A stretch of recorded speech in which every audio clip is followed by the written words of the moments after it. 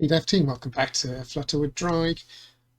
In this episode, we're going to start broadcasting our events. Now, I'm not intending to make this into an app where we broadcast every event, but someone at the very beginning asked if we could do a little bit of this.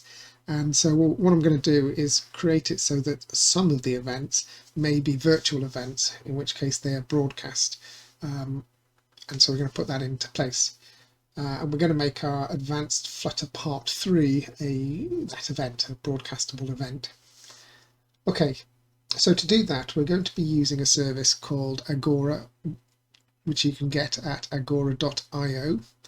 You'll need to go sign in.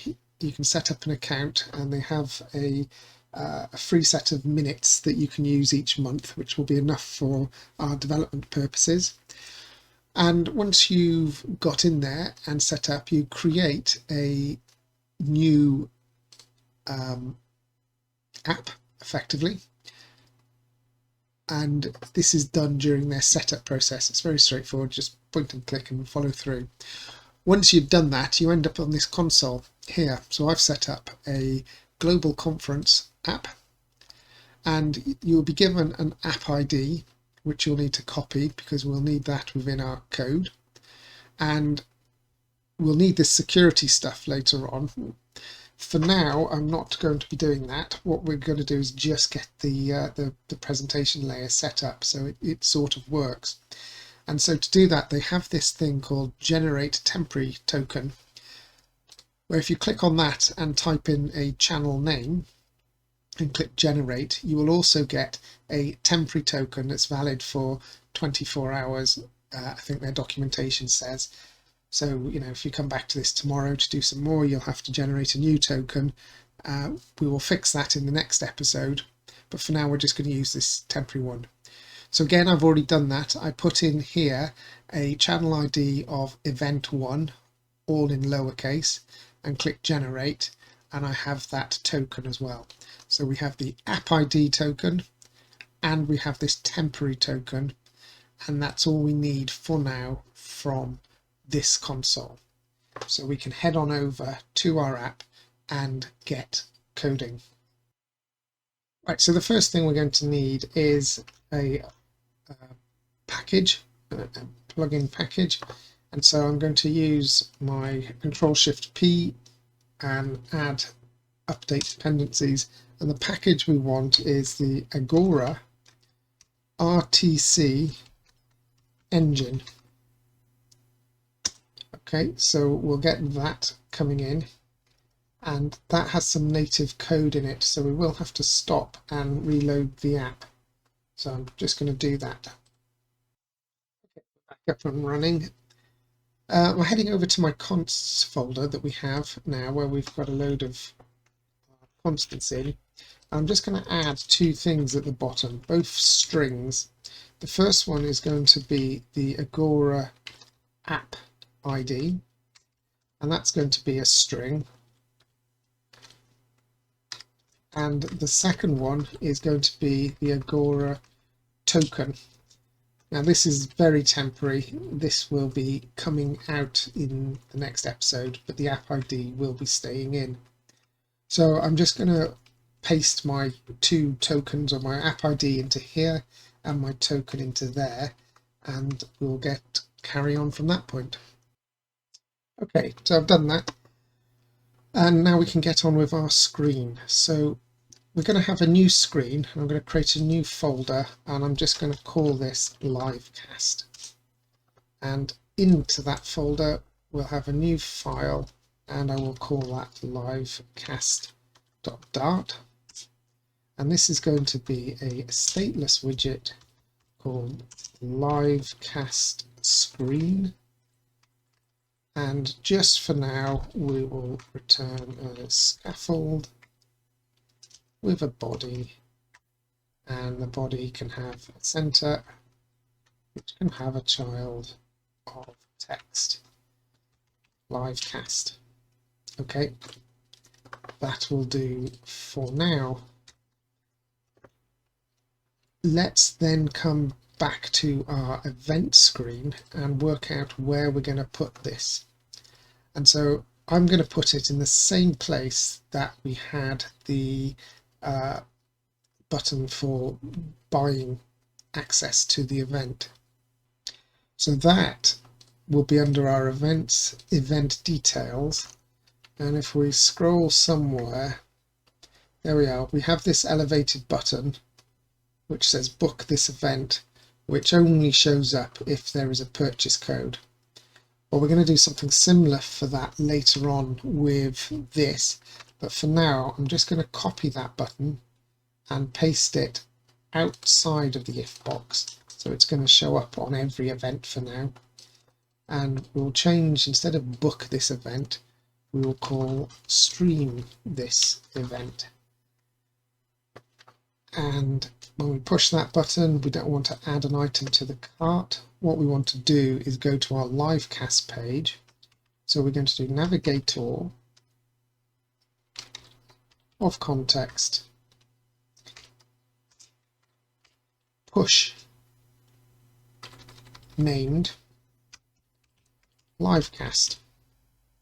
And the reason we're pushing it and not pushing a replacement is we want the user to be able to click back to get out of the live cast easily.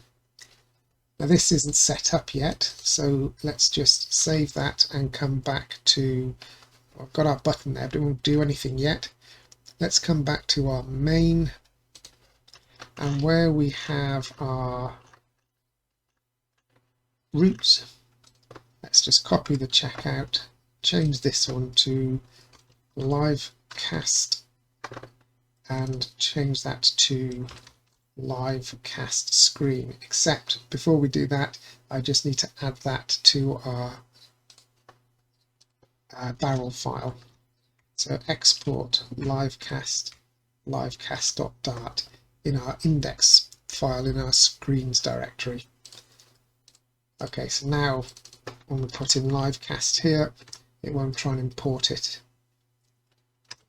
Okay, with that saved, we should be able to click on stream this event and get to our livecast page, and if we click back, it should go back for us. Okay, let's now close that down and come to our livecast page and work out what we're going to do here.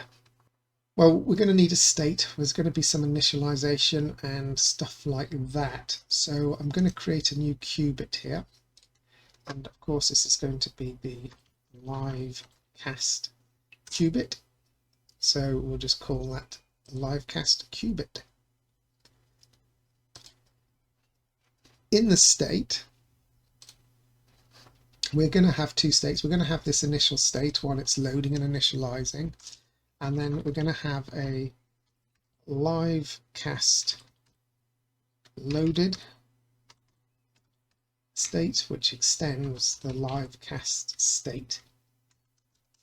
That's going to hold one thing for us, and that's going to be a number,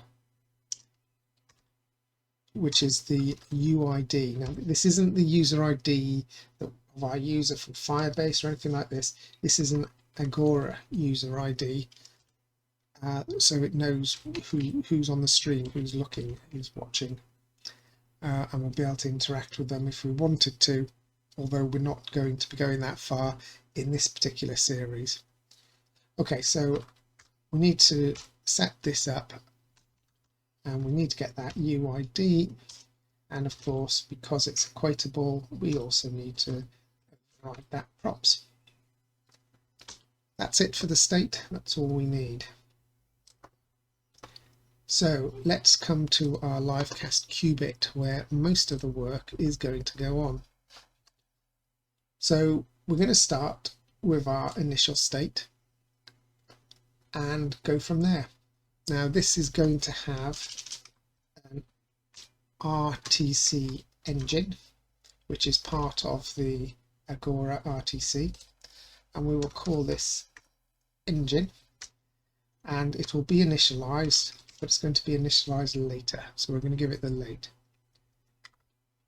As soon as the qubit is constructed, we're going to init, if I can spell init, going to initialize it, and that's with a function of our own. It's an async function, so it can't go in the constructor quite like that. So init async, and we're going to do our work here. We're also very much going to need a close to tidy up at the end of it. So what do we want to do when we start? Well, the first thing we'd do is we need to set up this engine, and we do that by calling await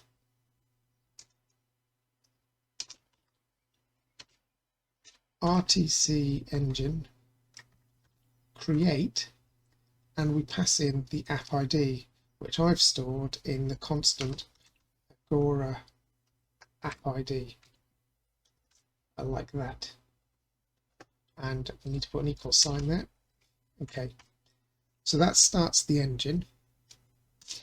Now by default Agora works in a one-to-one chat or one-to-many sort of chat environment. So if you would, like WhatsApp or any of the Zoom or anything like that, because we're working in a different way, we are broadcasting something from one person, one event broadcast, and everybody else is just going to be a viewer, and they're not all going to appear on the screen. So if we've got 1,000 people viewing, we certainly don't want 1,000 people showing up on our screen and trying to talk to each other.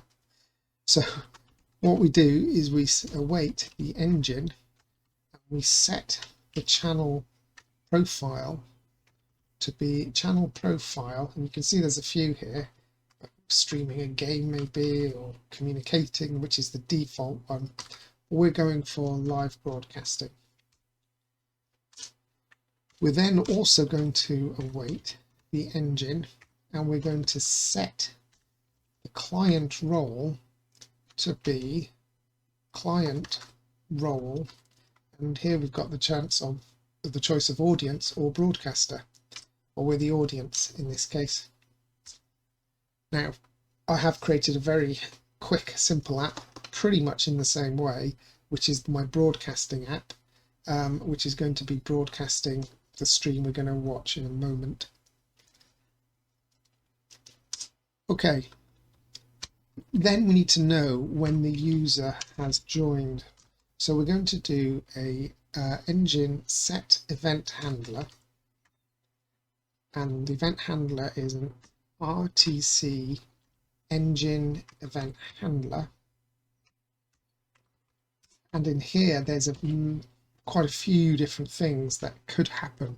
So if the camera exposed area changes, or if a client role is changed, or if a connection is banned, we can handle lots of different things that may happen. There's a lot there. The only thing I'm worried about at the moment is the user joined, and when the user's joined we get a UID and the elapsed, which is the elapsed time they've been since this callback was triggered.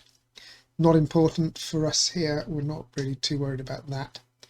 What we do want to do though is we want to use that to emit our live cast loaded and set that UID. Okay, so there's our initialization. Next we want to start the video. Now this isn't starting the video engine broadcasting you from the user's camera. This is starting the engine's video processor so that it can view as well as stream if we were, but we're just going to enable video, and that will start that up because we'll use that in the display in a moment. We then want to join the channel. So the channel we want to join is the event. So at the moment I'm just going to hard code this, and that's going to be event 1. Optional info, no, we have no optional info, so don't need that.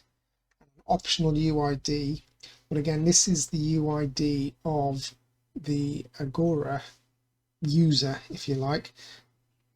we can put 0, and if we put 0 there, Agora will just handle that itself and it will generate its own user ID, or we could use our own. It's up to us. And finally, we need the token, and that is the temporary token that I generated and have saved in my const folder. But we'll need to get that from somewhere else. We need to get that from our server later on in a future episode. And that should be everything we need to set up the event. Now when we close this page, and so when this qubit gets closed, we need to make sure we tidy up. So the first thing we want to do is leave the channel, because if we try to rejoin the channel later on, there comes a few problems there. And we will also destroy the engine, so if we come back to the page, it'll just get rebuilt. Okay, I think that's all we need to do there. Let's come to our livecast page. Okay, and just put some commas in.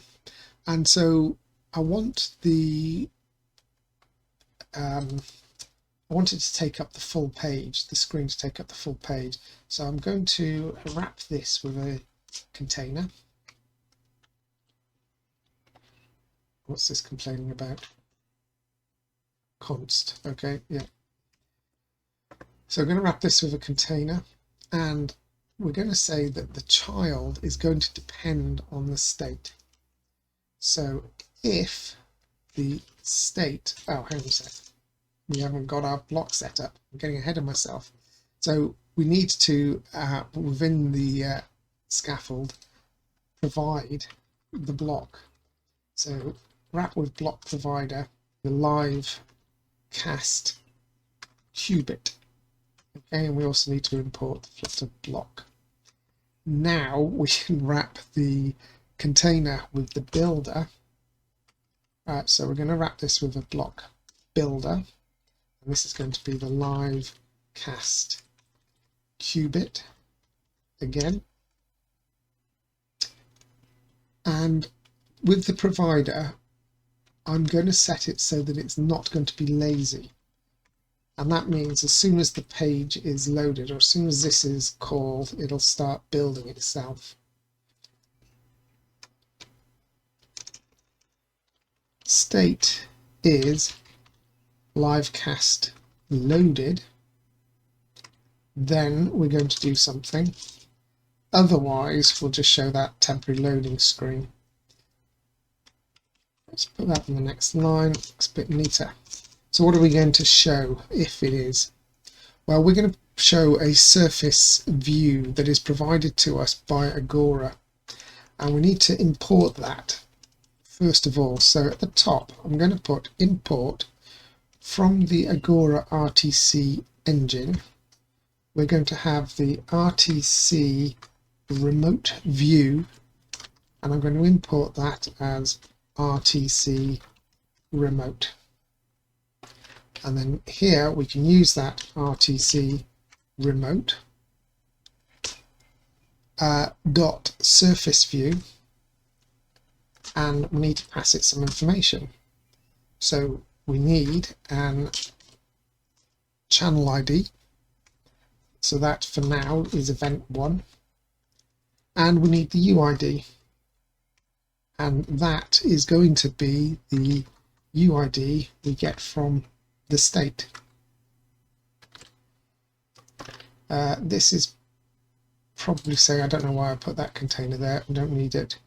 I'll take it out. Remove that widget. I haven't got to remove that widget. It's okay. We should delete. Okay, so that should be it. So let's see what happens when we now stream this event. And there we have the stream from my other emulator, which is the default Android emulator. And if I move around my other emulator,